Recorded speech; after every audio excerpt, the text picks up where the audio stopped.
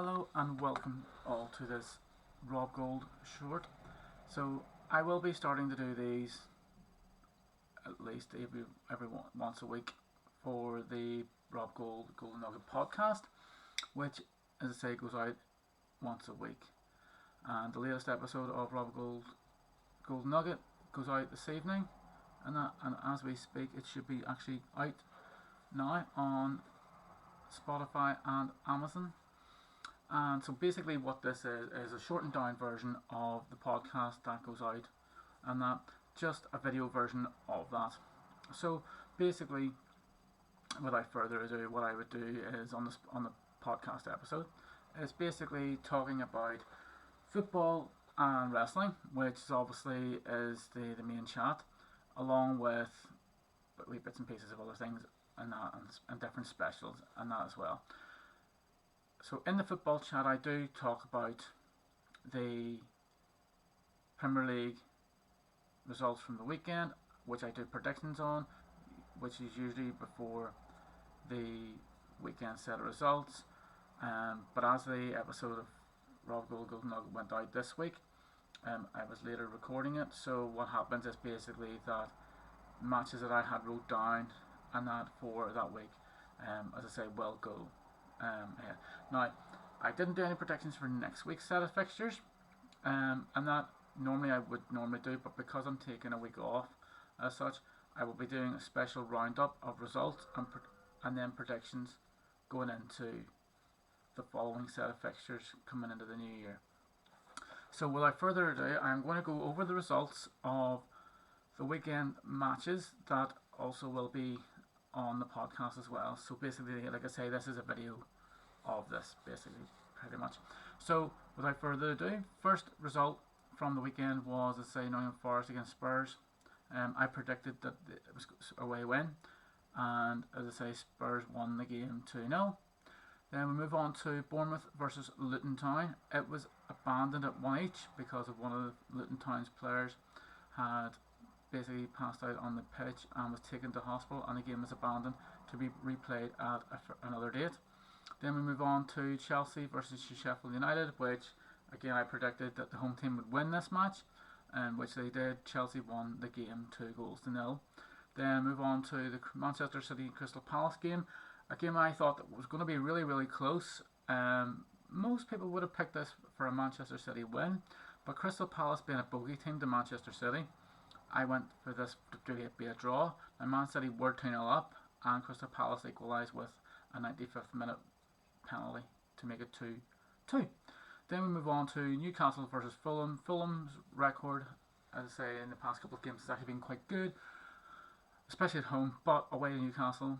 I did predict this one to be a home win, in which it was, and Newcastle went on to win the game 3-0. Then we move on to the game between Burnley and Everton. Again, this one I thought would have been a close game. I thought to myself, but I thought to myself, Everton, they have been playing very well. Burnley haven't playing so well recently. Haven't been getting the run of results that they've been wanting to get. But I thought to myself, you know what? I think Everton will sneak this, and they won 2-0, and I predicted that they would win. Then we move on to Sunday's set of fixtures, which features Arsenal versus Brighton, Brentford versus Aston Villa, West Ham versus Wolves, and the game of the weekend was at Liverpool versus Manchester United. So the Arsenal and Brighton game, I thought it would have been a close game, but Arsenal's home form is really good. Brighton have been decent against sort of the top opposition in the past, and I went for a home nil win, which it was, as Arsenal won the game 2-0. Then we move on to the game between Brentford and Aston Villa. Again, I thought this game was going to be really, really close. Villa's away form hasn't always been great this season, but Villa's home form has been what has kept them where they are in the Premier League at the minute, which they are third at the moment. And going into that game, I thought, okay, this could probably finish a draw. And I was wrong. It did finish an Aston Villa win, as they won the game 2-1 away to Brentford. Then we move on to West Ham versus Wolves. Again, this could have went either way, I thought in my mind before kick-off. But as I say, I did put down that it would be a home win because I gave the advantage to West Ham, thinking that West Ham have got quality players and the experience that they have as well against Wolves, who have been in decent, in different sort of in a different sort of season this season. But I thought West Ham would be the ones that would take the 3 points, which they did as they won 3-0. Then we move on to the big game of the weekend, Liverpool versus Manchester United. History normally favours Liverpool, especially over the past few seasons. And that I predicted a home victory for Liverpool, because I thought form-wise Liverpool have been one of the most formed teams in the Premier League, and that as I said, Manchester United sort of not hitting the same strides as people thought that would have done this season. But going into the game, anything you would have thought anything other than a Liverpool win for this game, because I did predict a home win. But this game finished a 0-each draw, and as I say, Diego Dallo, he did get a sending off as well towards the end for what I hear as being dissent. Now I don't know if it was one yellow card and a yellow card straight after, but that's what I'm hearing was given him was for dissent. So whether it was because he continued on with it and the referee decided to say enough was enough, and he gave him a second yellow card. So that was those set of fixtures for that week, and then we have this common set of fixtures for this weekend, which I will go forward with, as I say, the predictions for this weekend matches. So we have Aston Villa versus Sheffield United. This one does have home banker written all over it. Sheffield United, even though under a new manager, and that, I say, still doesn't seem to be having an effect on the team as yet, and they haven't been able to get the right results and that sort of thing. So I feel sorry for Sheffield United in that sense, because obviously they'll be fighting for their lives for the rest of the season and not trying to stay up. But I can see them going back down again, and that I really do. But I can see Aston Villa picking up the win here, and that win, if I say Villa do go on to win the game, that would actually put them temporarily top of the Premier League. But we will go into that very, very shortly. And then we have Wolves against Manchester United. This one is a really close game, because obviously United, it's so close so close kind of like after the Liverpool game and things like that. And with Wolves being at home, this one, it could go either way, but I'm going to give it to Wolves. And I just think they might have the edge in this game, and going forward in that match. And then we move on to Fulham versus Burnley. Again, this one cries out a home win. Burnley do need points. There's no question about that, but they're just not scoring enough goals this season, and that's their downfall. And they're conceding too many as well, and that is usually a cause for towards relegation. Luton versus Newcastle United. Now this one to me is going to be closer than what a lot of people think. Luton have been playing very, very well. Now they might be down a wee bit because of obviously for the player that, as I say, had collapsed and things like that last weekend. But I think Luton will give everything for that player and everything for the team and everything for the cause against Newcastle. Newcastle's form again has been very indifferent. They've had a couple of losses recently. Obviously, they've won against Fulham, but prior to that, as I say, dropping points against Newcastle, dropping points against Tottenham, dropping points against Everton, and things like that. But this one, I can see this one being a draw, and I think it could be a fair reflection on the game. But if Luton play very, very well and Newcastle don't, it could be a Luton win. But I'm going for a draw here in this game. Then we move on to Manchester City against Brentford. Now this one has been postponed because obviously with Manchester City participating in the World Club Championships, and not because of obviously winning the Champions League.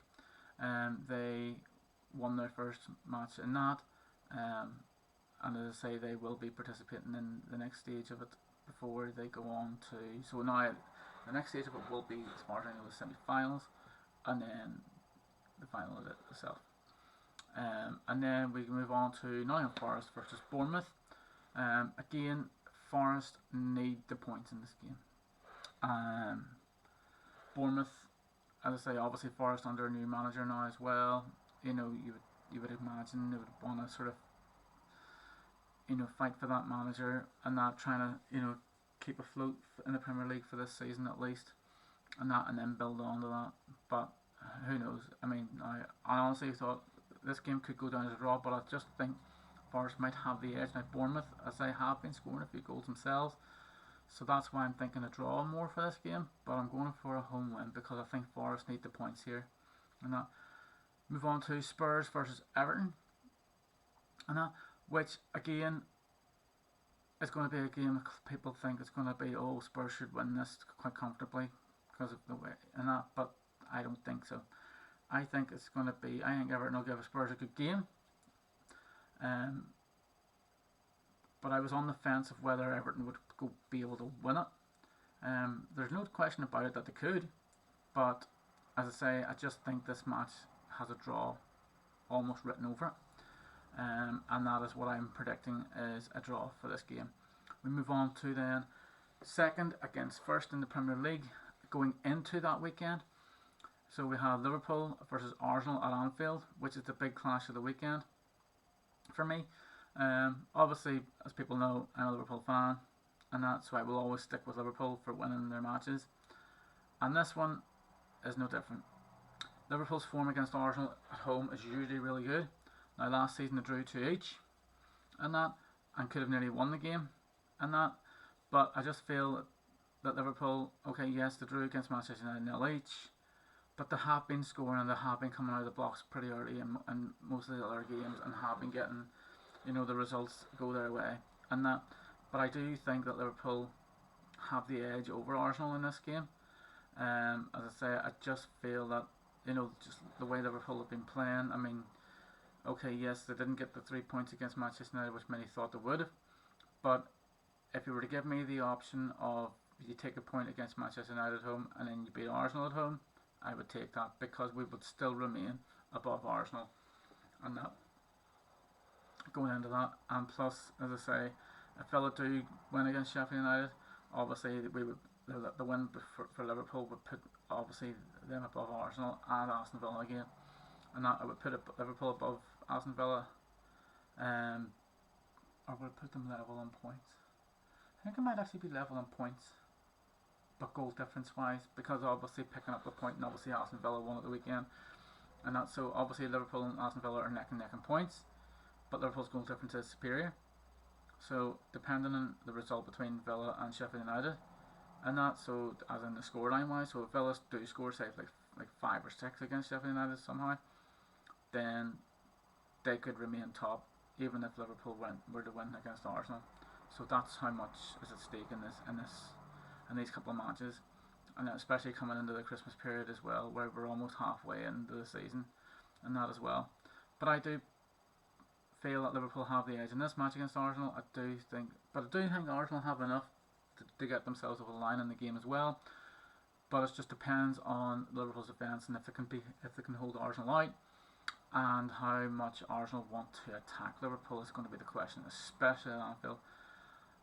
Mikel Arteta is not a manager who likes to defend in matches because of the players that he has that can hit the counter attack. But Liverpool, we all know how much their forward line can get goals. You've got Salah, you've got Darwin Núñez, you've got Cody Gakpo, you've got Diaz, obviously you've got Jota there as well, but he's out injured still at the moment. And then, like I say, you've got Trent. Whether to start him in the right back role or in that midfield role, I think you'd probably start him at right back and then move him forward a bit. But either way, I still believe that Liverpool have the edge in this Arsenal match. And by the way, this Liverpool-Arsenal game is a 5:30 kickoff on Saturday. But I do predict Liverpool will win this game. Then we move on to Wolves versus Chelsea. Again, this fixture it's going to be a very close game, especially after Wolves playing Manchester United as well. Sorry, by the way, it wasn't Wolves against Manchester United. It was West Ham versus Manchester United. Sorry, my apologies. But I do still believe that West Ham couldn't get the win against Manchester United at London Stadium. But I do believe that this one between Wolves and Chelsea, I do think it'll be a close game. Wolves have been playing particularly well at home, and that Chelsea's form has been like Wolves this season in a sense, has been very indifferent. But I do believe, even with all Chelsea's kind of quality players that they have, they're still finding their feet a bit in the team. Wolves are almost kind of settled in the team that they have at the minute. So with that being said, I think Wolves will edge this game. Then we move on to Crystal Palace versus Brighton. Normally I would say this would be a closer affair than it would be. I think Brighton, being away from home, will get the win.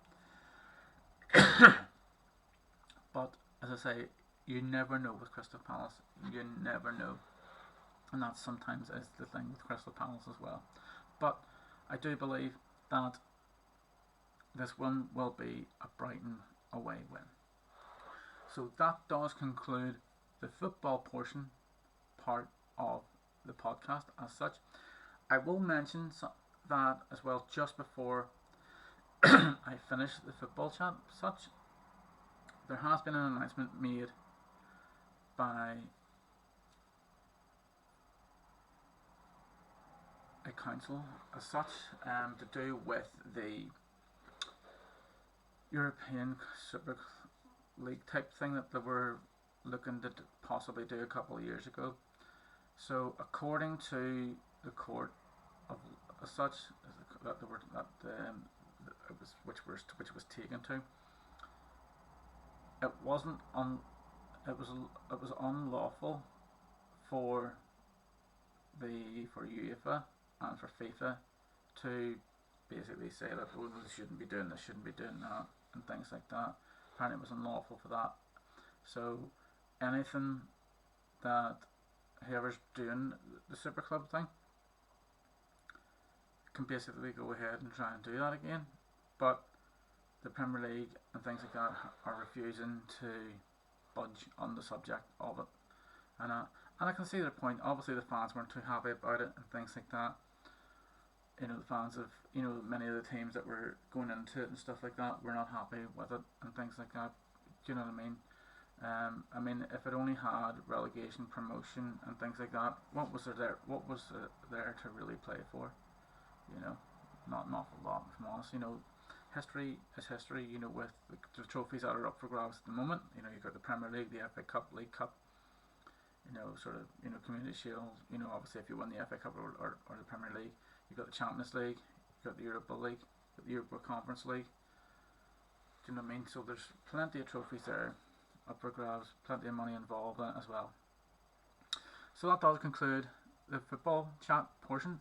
I will go into a bit of wrestling chat, obviously, which I will basically do a lowdown of the latest episode of Monday Night Raw, which featured matches between R-Truth and JD McDonough, Gunther versus The Miz for the Intercontinental Championship, Kaden Katana versus Chelsea Green and Piper Niven for the Women's Tag Team Championship, and then we had Judgment Day defending their undisputed tag team championships against the Creed brothers. So without further ado, we will get into those results, starting with R-Truth versus JD McDonough. So R-Truth, and this match came about with Judgment Day coming out. R-Truth saying, for jokes purposes, that, you know, if JD McDonough would lose to R-Truth, that he would leave, that he would be out of Judgment Day, and that, and basically the match came from that, and it was a good match. So it was, and as I say, R-Truth did pick up the win by putting JD McDonough through a table and counted 1, 2, 3 and picked up the win. So does that mean JD McDonough is out of Judgment Day? Who knows? Then we had, as I say, Gunther against The Miz for the Intercontinental Championship, and what would be described, I would say, possibly as a match of the year contender, if I'm honest, in WWE terms.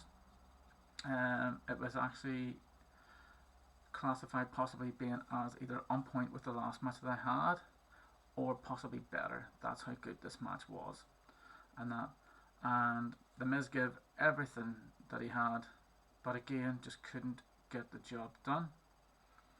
and Gunther retained the Intercontinental Champion, making his run last longer again.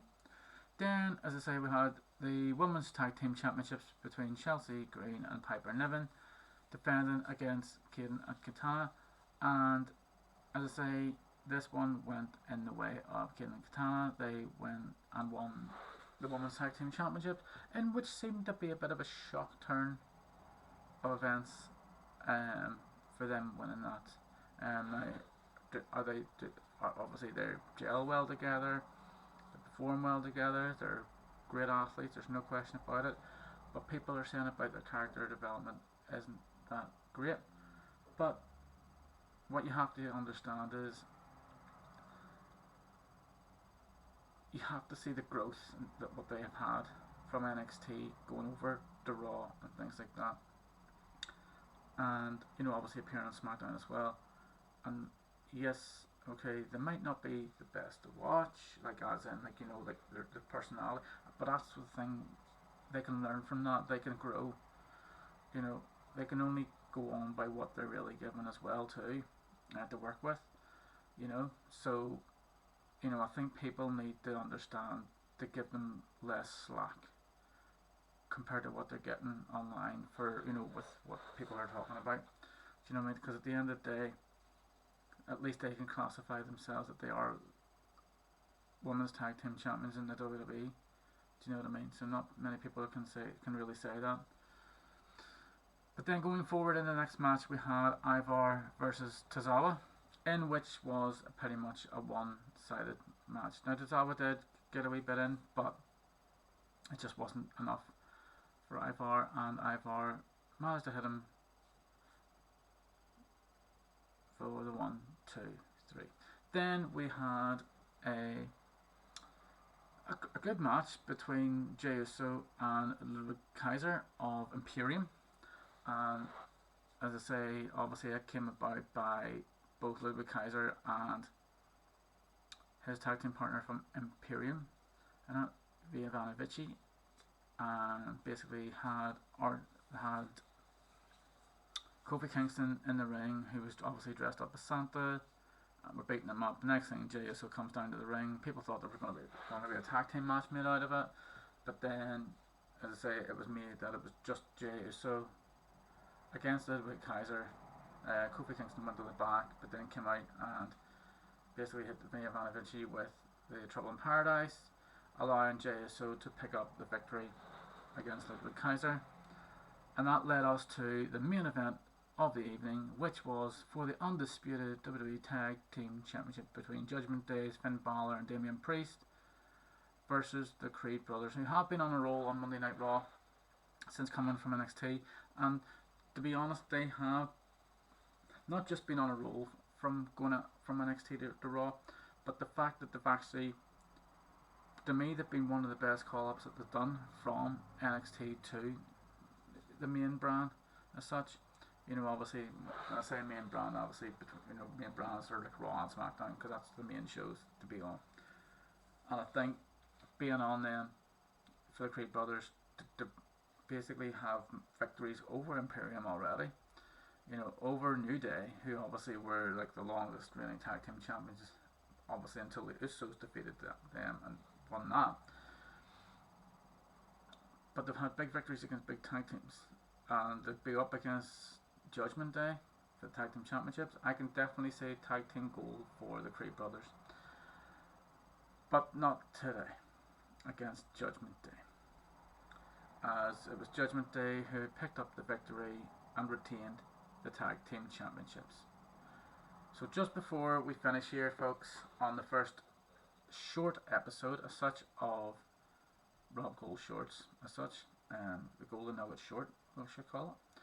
Basically, I had this sort of vision of, the tag team championships. Obviously, they're the undisputed tag team championships, of just naming them. So basically, the way they do with the women's championships, tag team championships, where they can be defended on Raw, SmackDown, NXT, but just to rebrand them and just maybe even change the design slightly of the WWE Tag Team Championship. and rename them the WWE Tag Team Championships, because you see all this undisputed tag team championship and things like that. You just take that away. Do you know what I mean? Because at the end of the day, if you wanna split them and keep one on Raw, one on SmackDown, they need to be exclusive. You know, you can't keep. You know, I mean, yes, a SmackDown Tag Team Championship could be defended on NXT, but they can't be defended on Raw. Or if it's a super show type of thing where it's like Raw versus SmackDown, they're defending they're just going, it's just champions versus champions or whatever, but there's no titles on the line in that tag team match. But then you have, you know, the Raw Tag Team Champions again just being defended on either Raw or NXT, and that's it, and keep it as that. Because you see, if you change it to just WWE Tag Team Championships and had one set which could be defended across the three brands, Raw, SmackDown and NXT. So obviously you've got Raw on the Monday, you've got NXT on the Wednesday, and then you've got Friday Night SmackDown. Now, the only thing about it is, obviously, if you're down as defending each, like, for three shows, and that, it might be impossible because of the travel in case something happens. So what you can do, 1 week you can have them either defended on Raw and SmackDown in the same week, then move on to NXT the following week, defend them there. Again, if you want to do, maybe not defend them on Raw the following week, but maybe have them on NXT and SmackDown the following week. Again, depending on if there's a premium live event as well that weekend, don't defend them on the SmackDown, but defend them on NXT, and then maybe have them on the line at the premium live event. That's just my 2 cents on the Tag Team Championships. You know, people say, like, you know, should they be split up? Technically, I think they could be, but I would rather see them merge into one Tag Team Championships as such, and then being defended on different shows. And now it doesn't have to be, like I say, it doesn't have to be the 3 shows every week. It can, like I say, it could be 1 show every other week, or, do you know what I mean, to give them a bit of a rest from having to do that all the time. You know what I mean? But as I say, that does conclude the football and wrestling chat. So what I do is basically, from here on in, is basically put out my social accounts as such, with Facebook Rob Gould, Twitter /X Rob Gould, TikTok Robert the Great with 2 8s, and Gmail is for those who want to get in contact with me about if there's anything that they want to ask, if there's any questions that they want to ask, if they want to get involved. It is Goulden1, so GOULDENONE Rob Gould @gmail.com. And also, for those who are interested, I also do prints as such, which are these, the Rob Gould prints, which can be signed as well, and that, which the golden one, Rob Gould, and that, and we also have the Rob Gould business cards as well, which front and back as well. So we have those as well. But folks, that is the Rob Gould and the Golden Nugget short. I will be back with another episode of the Golden Nugget shorts. It'll be either next week or the week after, as I say, because I will do these once a week.